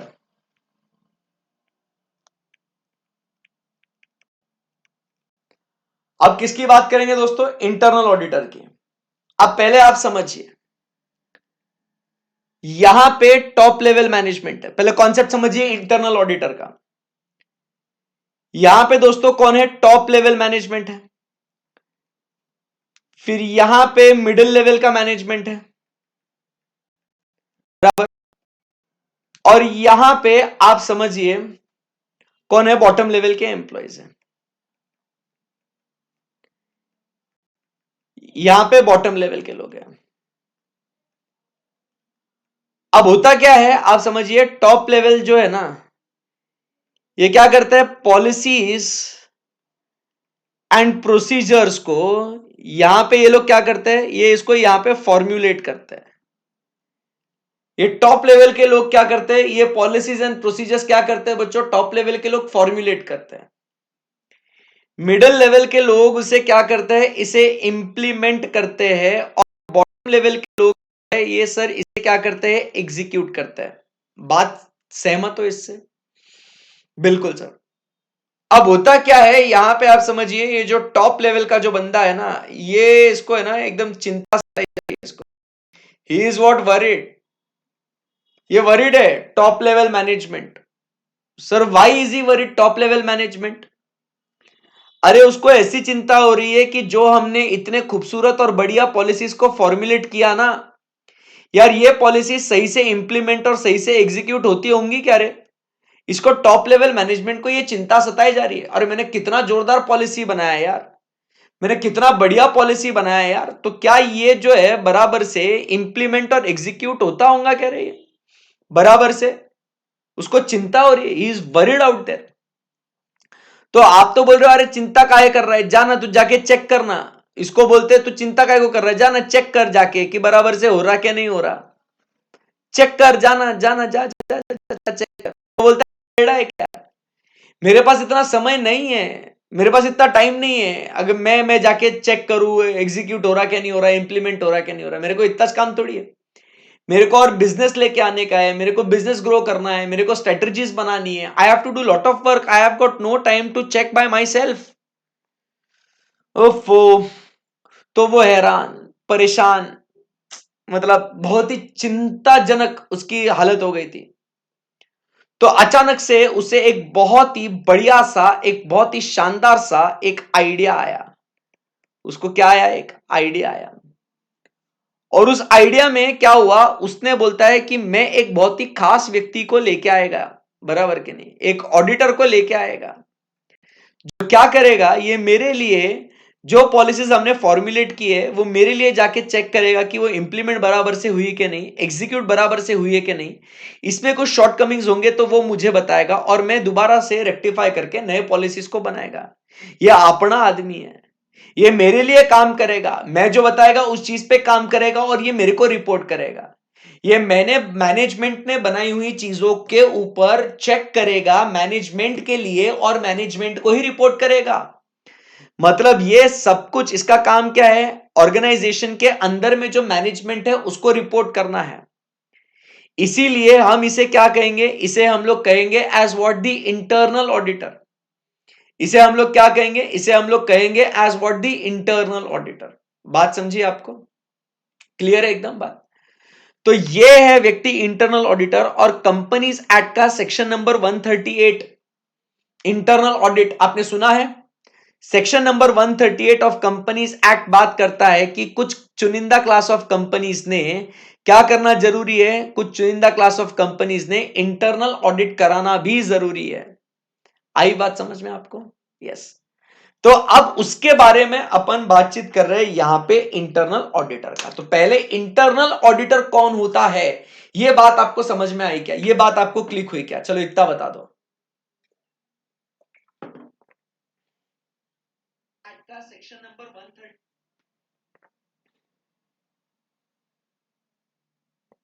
बेस्ट है एकदम।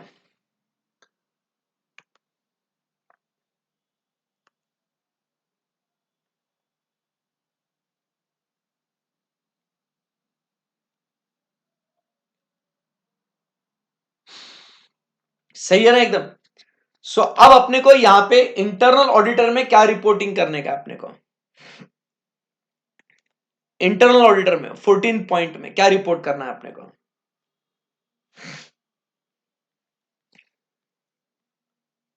14 पॉइंट में क्या रिपोर्ट करना है internal auditor? Whether the company has an internal audit system commensurate, मतलब क्या कमेंसुरेट? मतलब appropriate to the size of the nature of the business and organisation, and whether the reports of internal auditors for the period were considered by statutory auditor। तो अपने को क्या report करना है यहां पे? इंटरनल ऑडिट सिस्टम है ना,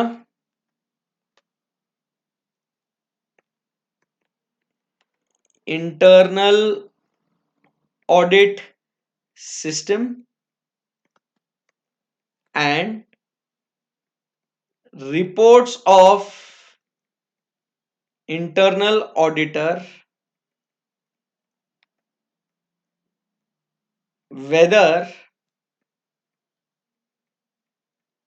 considered by statutory auditor। ठीक है, done.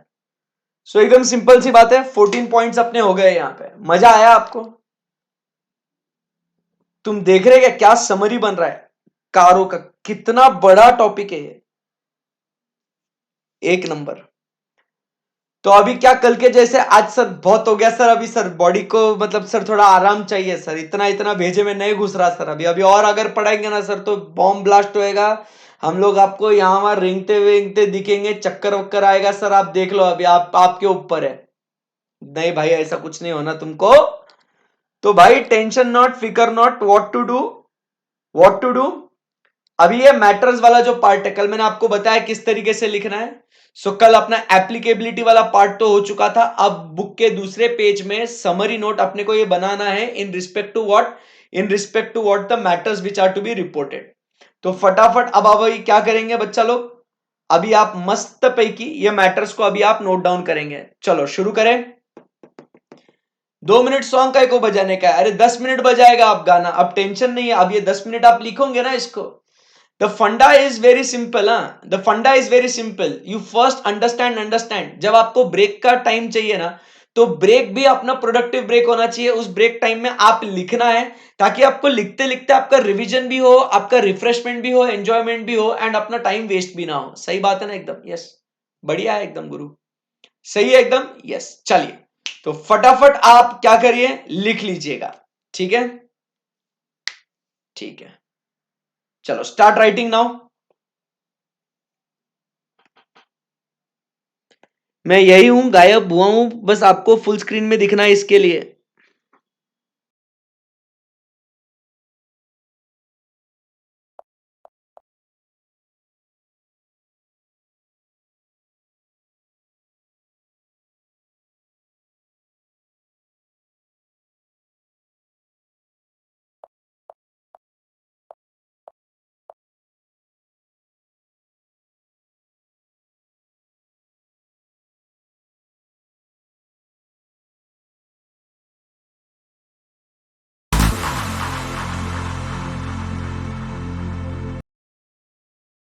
To get the smile you've always wanted, Inviz is the answer.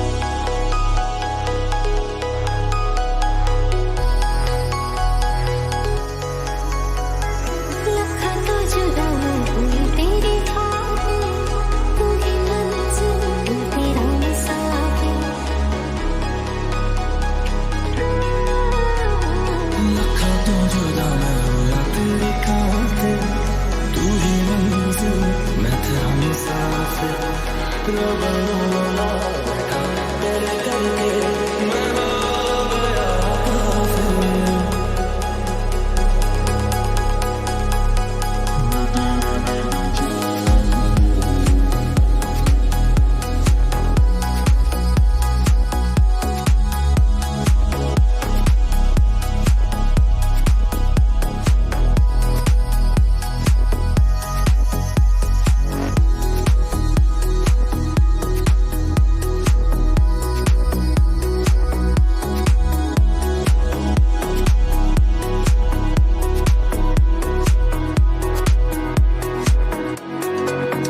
तेरे लिए मैं जहाँ से टकराऊंगा सब कुछ खो के तुझको ही पाऊंगा दिल बन के मैं दिल धड़काऊंगा मैं तेरा बन जाऊंगा मैं तेरा बन जाऊंगा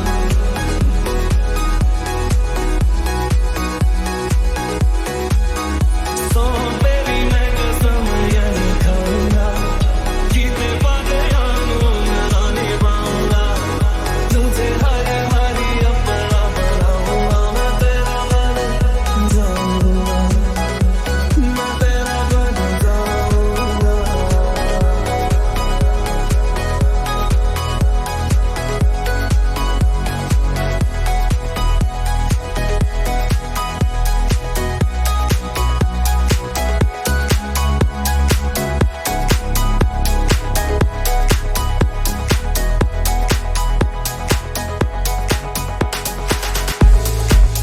ఏరోప్లేన్ కొనడానికి అప్పటికిన ఫస్ట్ వాడివి నువ్వేనే. 1000 రూపాయలకే టికెట్ ఇచ్చి లాభాలు పొందాలనుకుంటున్నారా? టికెట్ ధర ₹1. అయితే అతనే నాశనం అయిపోతాడు.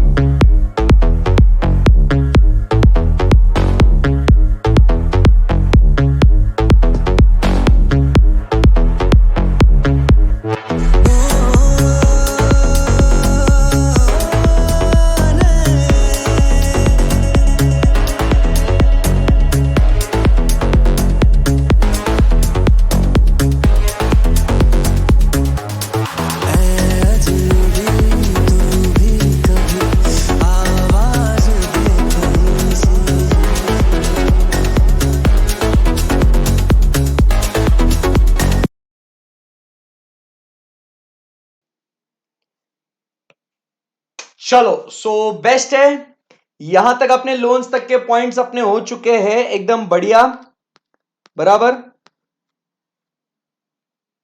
मैंने नंबरिंग भी कैसे एकदम ऐसे चेंज कर दिया इसमें, आई जे के एल एम एन, ओके ठीक है। सो कल बाकी के पॉइंट्स अपन लिखेंगे और प्लस कल कारो कंप्लीट कर देंगे and moreover will start with the new topic as well tomorrow, मतलब कॉस्ट ऑडिट के बारे में भी हम लोग बातचीत करेंगे, right. So things were very interesting today, I hope आपको बहुत मजा आया होगा, right. Thank you very much guys, see you tomorrow, bye bye, take care, love you all, bye bye, Tata.